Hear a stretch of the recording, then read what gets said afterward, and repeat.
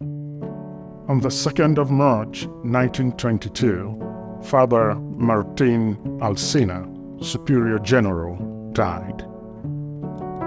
The sense of hope and optimism that he transmitted to the congregation was the fruit of the lively apostolic fire that he inculcated in his missionaries. However, it is a time when there was no shortage of adversity.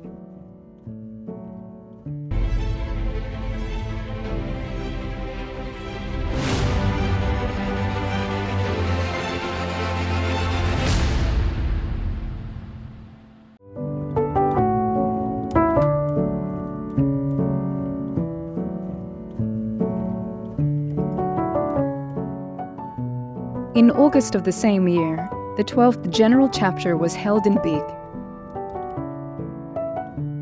Father Nicolas Garcia took over the congregational torch as Superior General. In this period, the fire of the salvation of the world was carried to new countries, and for better organization, new provinces and quasi-provinces were created. We highlight how in these years the congregation was commissioned by the Apostolic See to keep alive the flame of faith in challenging places, such as the Vicariate of Darien in Panama, the Prelature of San Jose, the Tocantins in Brazil, and the Apostolic Prefecture of Tunki in China. In these places, many missionaries gave their lives heroically. The missionaries burned in charity, stoking the apostolic fire in Europe, America, Africa, and Asia.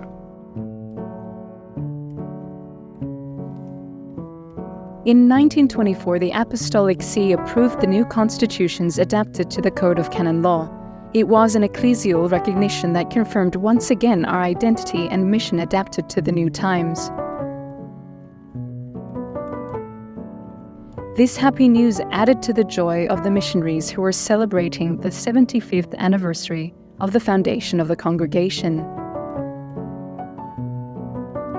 In 1925, a new version of the set of internal rules of the congregation called Codex Juris Adiutorium, CIA, was also published.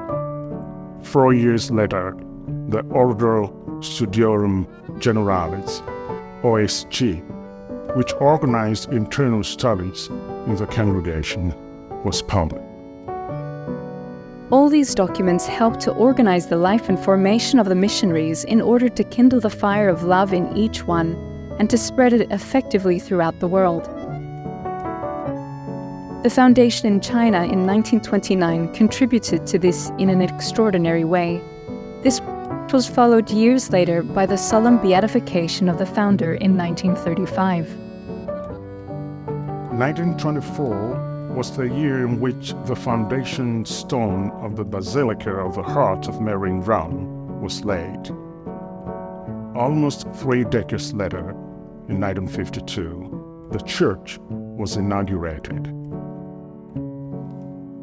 This grandiose monument was an expression of gratitude of missionaries forged in the fire of the Heart of Mary. 3 events of the year 1934 meant an illuminating flash in the life of the congregation. The beatification of the Father Founder,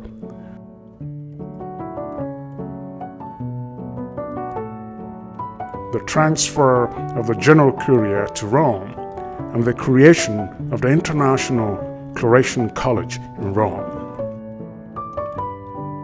The anti-clerical situation in Mexico was growing more and more. The fire of love was strongly threatened.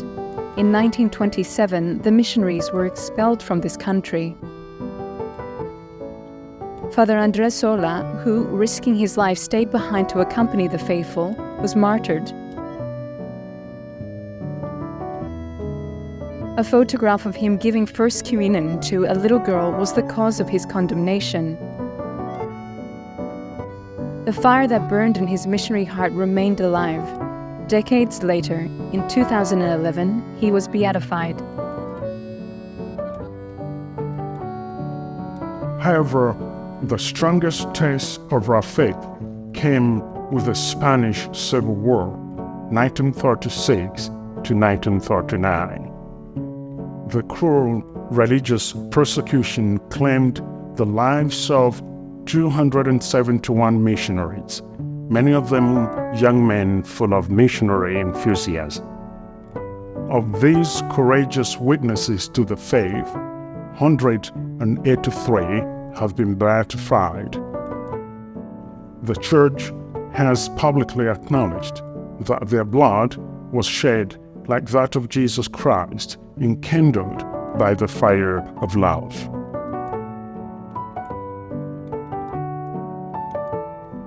There are two testimonies to this.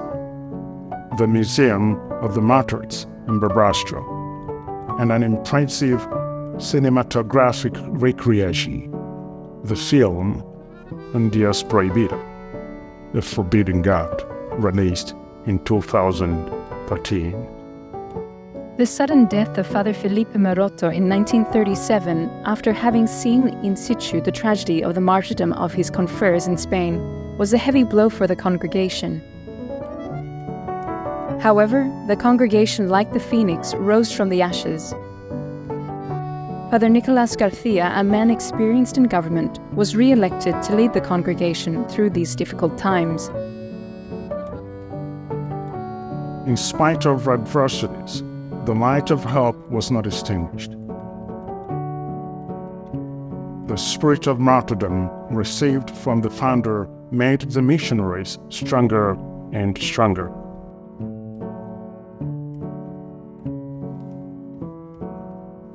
The apostolic fire, tested in faithfulness, continued to radiate the light of the gospel.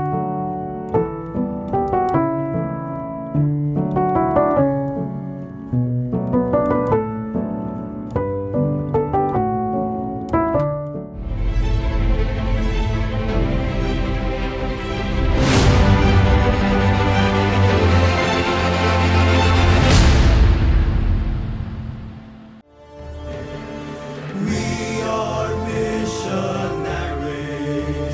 and our message is one of peace and gladness.